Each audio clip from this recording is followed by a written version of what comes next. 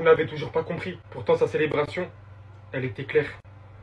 Impliqué sur les 3 premiers buts, il vous dit qu'il est le nouveau roi du football. Et que ce n'est pas les critiques d'un premier match revenant de vacances qui vont l'atteindre. Parce qu'aujourd'hui, ça s'est vu non seulement sur son tir qui atteindra le poteau, qui servira d'offrande à Lewandowski devant les cages, mais aussi ce deuxième but où il intercepte carrément cette fois-ci le ballon au milieu de terrain lui-même. Il viendra petit à petit s'enfoncer en occupant plusieurs joueurs en même temps. Puis viendra armer et terminer ça dès que l'occasion lui a été présentée en dehors de la surface. Et je parle même pas de ce que je vous ai montré en début de vidéo, l'humiliation nette qu'il a infligée envers ce joueur pour terminer derrière. Vous voulez pas lui attribuer la couronne, il se la met lui-même. Prenons exemple sur les plus grands. S'il y a ne serait-ce une catégorie de personnes qui a douté de sa continuité parce qu'il a fêté quelques petits trucs, réveillez-vous les gars. Ce mec est là, ce mec est présent, ça sera pas pour une saison. La manière dont aujourd'hui avec ce nouveau maillot d'ailleurs, il a fait briller ce numéro 10, c'est des flashbacks. C'est des flashbacks de ce qu'on a vécu avant au Barça. Si vous pensiez ne plus souffrir, en tant que madrilène, je vous dis, c'est que le début en fait. Il a même pas encore atteint la maturité de son âge, dites-vous. Réveillez-vous les gars. Réveillez-vous juste et cherchez des plans pour l'arrêter, c'est tout. C'est qu'un match de pré-saison les gars, mais vu comment vous avez sorti les crocs le dernier match, j'espère que vous serez présents cette fois-ci. Parce que j'avais cru comprendre les gars que Lamine Yamal, le numéro 10, il était trop dur pour lui. Il était trop lourd pour lui. Sur les 3 buts en première mi-temps, il est impliqué sur les 3 buts. Il touche la barre, elle revient sur Lewandowski. Il récupère le ballon, il tape sa course, il rentre sur son pied gauche. Il essaye de faire une passe, il a un compte favorable. Il tire et quand Lamine Yamal est dans cette position, vous savez tous très bien où ça finit. Puis ensuite, il est envoyé en profondeur par Dani Olmo sur le 3e but. Malheureusement, le défenseur n'a pas vérifié les angles morts, crochet. Regardez là où il finit, miskin. Et il allé encore plus loin, lui-même, il en revient pas. Vous imaginez, après son pied gauche, ça a fait mouche. Moi, je vous l'ai dit, les gars, Lamine Yamal pouvait enregistrer cette vidéo. Et revenir plus tard, Lamine Yamal va encore nous sortir une grosse saison. Et sur le long terme, les gars, la hate Yamal, vous allez voir que vous allez perdre. Parce qu'il enchaîne vraiment très peu de mauvais matchs. Allez demander aux Madrilènes, ils vont vous le dire, ceux qui regardent tous les matchs de Lamine Yamal en Liga. Dites-vous juste, les gars, que les haters de Lamine Yamal se sont régalés cette saison face à qui? Face au Portugal. C'est un joueur archi régulier, donc faites attention à qui vous le comparez. Il faudra rendre des comptes durant la saison sur les performances individuelles, les gars, je vais voir personne bouder. Je vais voir personne commencer à dire ouais, KB il abuse, il parle tout le temps de Yamal. Parce que sur ces derniers mois, vous l'avez déchiré. Plus parler de son extra sportif, de ce qu'il fait sur le terrain. Enfin bref, sinon vous les gars, vous en pensez quoi? Raneux sur sa passance en nu. Les gars, regardez ce qu'il a fait Lamine. Paf. Ce que Lamine Yamal il vient de faire aux défenseurs, c'est dinguerie, je vais vous la remettre. Il s'est envolé. Bon, Lamine il a mis un doublé, mais il est aussi fautif sur un but. Je vais vous mettre toutes les vidéos maintenant. Commencez pas à dire ballon d'or, je sais pas quoi. Le match ne compte pas, dans le bien et dans le mal, donc tranquille. Mais ça nous fait toujours plaisir de voir Lamine Yamal jouer au foot comme ça. C'est beau. Observez le défenseur comment il va voler.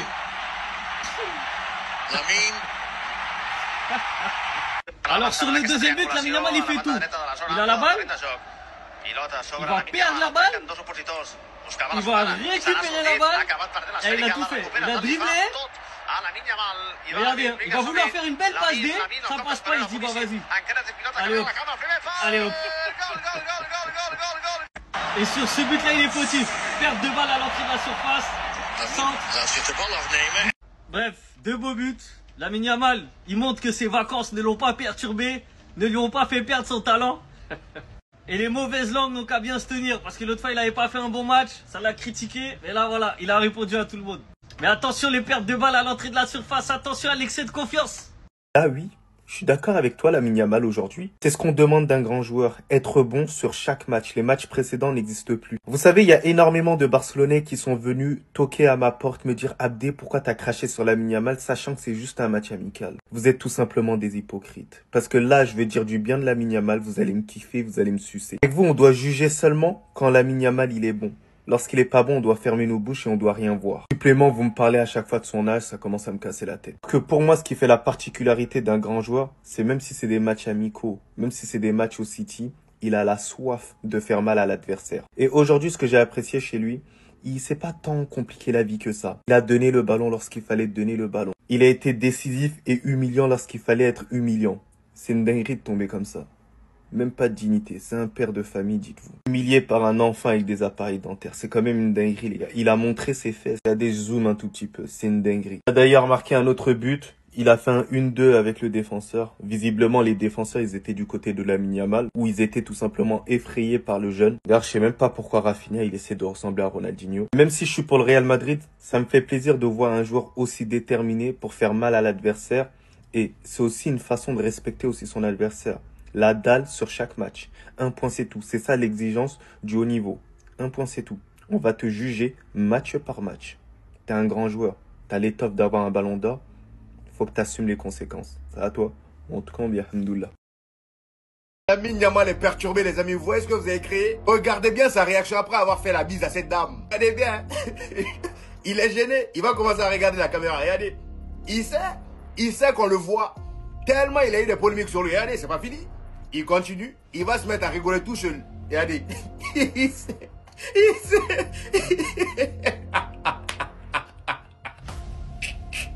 Ça m'a fait tellement rire, les amis, tout ça à cause des polémiques qu'il y a eu autour de lui. Maintenant, même pour faire un bisou devant la caméra à une fille, il est gêné. Par contre, s'il y a bien un endroit où il s'est pas gêné, c'était sur le terrain. Au premier match au Barça, tout le monde l'a critiqué en disant c'est le nouveau Ansu Fati. On vous avait bien dit de ne pas trop vite parler. Regardez ce qu'il est en train de faire aujourd'hui, doublé pour lui, et il est impliqué sur le premier but. Sur son premier but, c'est lui qui gère toute l'action. Excentré sur le côté droit et face à lui deux joueurs de Séoul. Le gars, il prend la balle, il fait face aux deux joueurs. Il est arrivé devant la surface, il voit l'appel de son coéquipier. Il tente la talonnade, mais ça revient sur lui. Et il s'est dit bon, je vais m'occuper du reste. Il enchaîne par un tir et ça rentre, voilà. Et son deuxième but, c'est pareil, sur une magnifique passe de Dani Olmo, le gars se retrouve dans la surface, crochet du gauche et il lâche une frappe. Est-ce que vous en dites tous ceux qui le critiquaient? Franchement là aujourd'hui, même si la première mi-temps a failli se solder sur un match nul, il faut quand même reconnaître que le Barça a été meilleur sur cette première mi-temps là que le match précédent. Dites-moi en commentaire ce que vous en avez pensé.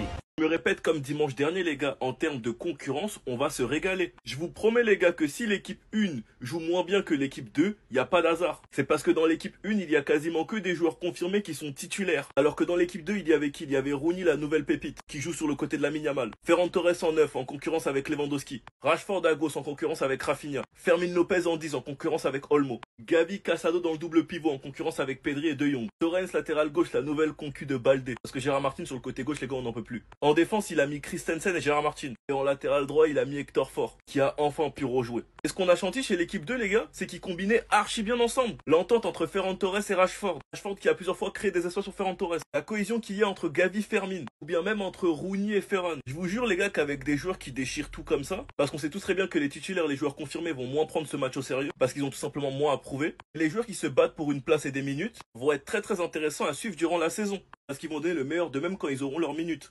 Parce que là, je trouve, les gars, que ça fait 2 matchs où on voit clairement la différence de niveau entre l'équipe B et l'équipe A. En tout cas, les gars, cette saison, on va se régaler. Sinon, vous, les gars, vous en pensez quoi? Ramenez sur sa patience en est. C'est une blague.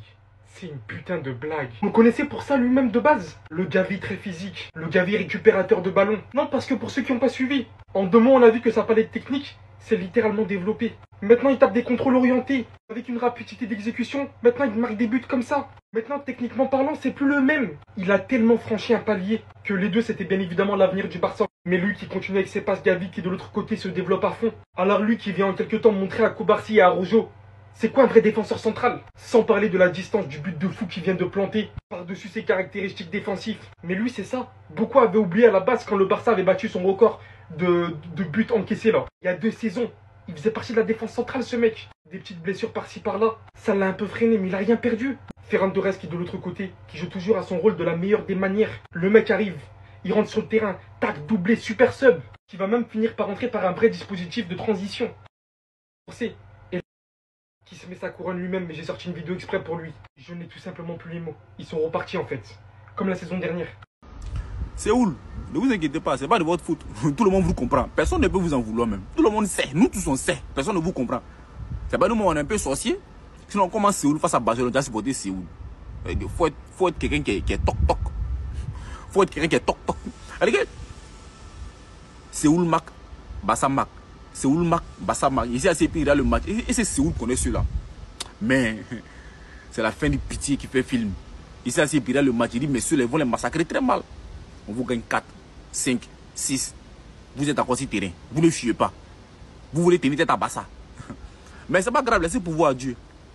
Laissez. Eux et puis nous là. On va se croiser forcément cette saison là. C'est là. On va voir qui est garçon. Ils ont pris les mercenaires. Nous on a pris les miliciens. On va se laisser très mal. Cette saison là, ce qu'ils nous ont fait. Saison passée, nous on les fait même chose à 2 fois plus bien que cette saison là. Donc laissez pouvoir à Dieu. Partez à la maison. Non, on vous comprend. Et tout cas aussi. Les gars, c'est moi ou l'équipe qui rentre en seconde mi-temps, elle est plus impressionnante que l'équipe titulaire. Ça fait 2 matchs où l'équipe qui rentre en seconde mi-temps, elle m'impressionne plus que l'équipe A. D'ailleurs, c'est pas pour rien qu'ils gagnent à l'entraînement d'ailleurs. Tu sens une meilleure maîtrise du ballon. Quand Casado rentre, Christensen, même Rooney Bardi sur le côté, il fait quand même du bon boulot. Alors parlons du banger de Christensen. Lui, j'espère que Dieu va l'épargner des blessures parce qu'il est clairement indispensable. Défensivement, il est irréprochable, il n'est pas extrêmement rapide, il n'a pas le meilleur des physiques, c'est juste dans l'intelligence de jeu. J'aurais cru que ça aurait fonctionné une défense centrale composée de Christensen et Gérard Martin. Ferran Torres, il faut le notifier, il y en a qui voulaient le vendre, les gars, doublé alors qu'il est rentré il n'y a pas longtemps. Passe D de Marcus Rashford aussi qui a fait une bonne entrée. Et le Shark, on l'a dit, pendant ses vacances, il s'est entraîné. Hein. Il n'est pas resté là à jouer. Hein. Donc sur la saison prochaine, ça promet fort. On a eu le but de Gavi, ça me fait plaisir de les revoir. J'ai l'impression que les remplaçants vont prouver cette année. C'est pour ça que je dis aux titulaires de ne pas se reposer sur leur laurier, parce que les remplaçants, ils sont en train de faire un boulot monstrueux en pré-saison. Mettez les cœurs rouges bleus en commentaire, écrivez Vice Kabassa, Père n'est pas camarade. Maintenant là, nous là, on marque plus les buts, on purge. 7 coups dans eux, 7 purgeois, c'est la même chose quoi. Et cette année, on est venu pour détruire tout le monde. Envoyer PSG, envoyer Real de Madrid, envoyer tout cela. Il dit, on va les gagner et puis on va tout rafler cette année-là. Maintenant, toi, Rashford là, il te va marquer, on n'a pas marquer un petit, il n'aime pas ça. Hein. Et on ne fait pas joli garçon ici, c'est pas venir la lèvres, c'est pour marquer les buts. Ok. Victoire du flickball, 7-3. Le flickball monte en puissance, redevient méchant, marque beaucoup de buts. Et ça fait plaisir. Mon fils qui fasse, donc je suis obligé de faire la vidéo dehors. Parce que Bakadji aussi. En fait, des gens ont enterré Gavi en disant qu'il n'est pas technique. Eux-mêmes sont jamais devenus pro, mais ils sont venus dire qu'il n'est pas technique, lui. Le mec, il avait le numéro 9 avec la sélection espagnole. Masterclass qu'il a fait en sélection. Face au Real Madrid en Liga, même en Ligue des Champions, bref, vas-y. Aller droit au but, des choses à améliorer en défense, je suis d'accord. Mais à partir du moment où Araujo accuse Koubarsi par rapport à son carton rouge contre le PSG, c'était évident qu'à ce moment-là, ça allait pas s'entendre sur le terrain. Ok, il est hors jeu, d'accord. Mais ce flashback-là, je vais l'avoir constamment en fait. Surtout que tu vois qu'il y a quelques jours, Christensen, lui, la sauve en fait. En plus, la direction veut vendre Christensen, ouais, c'est une dinguerie. Hein. N'empêche, vous êtes malade ou quoi? En tout cas, comme je l'ai dit sur ma vidéo sur mon autre compte secondaire, le football a trouvé son nouveau roi, que vous le vouliez ou non. Il est devenu le baromètre. Il est devenu celui qu'on scripte tout le temps, celui qu'on regarde, qu'on admire, qu'on haït désormais. En tout cas, Ferran aussi prend en confiance, le Shark, ça fait plaisir aussi. Donc voilà, on monte en puissance. Dernier match contre Daegu avant le campeur. Puis la Liga, hein. C'est là que les vraies choses vont commencer, les vraies propagandes vont commencer. Celui-là, sérieusement,